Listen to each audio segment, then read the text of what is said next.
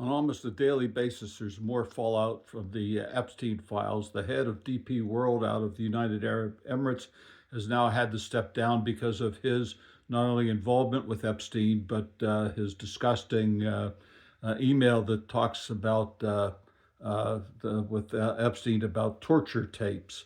Then we have one of the top lawyers at Goldman Sachs, a woman, has had to step down long after Epstein was convicted, first convicted exchanging messages, presents, etc.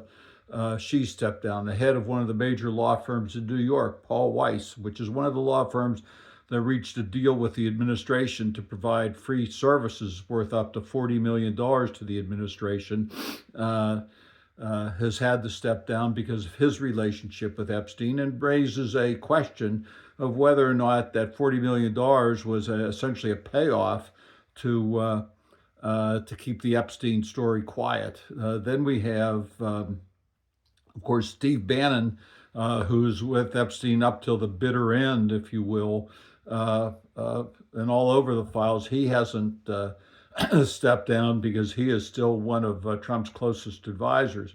But one of the things we don't have, and of which there's complete silence on, is Melania Trump.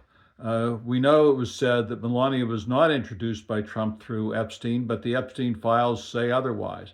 But we don't have a statement from her about her husband, what he did, how close he was to Epstein, what she did with Epstein.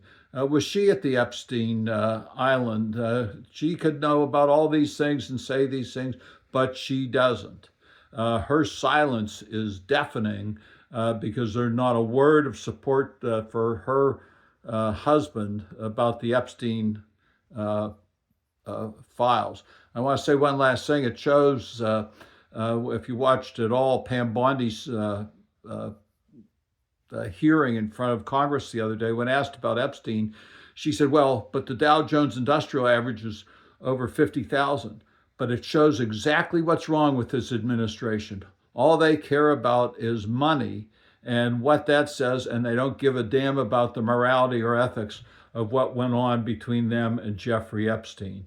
And when she said that she cares about children, she did nothing about Epstein while she was Attorney General in Florida. Her silence during that period of time is deafening.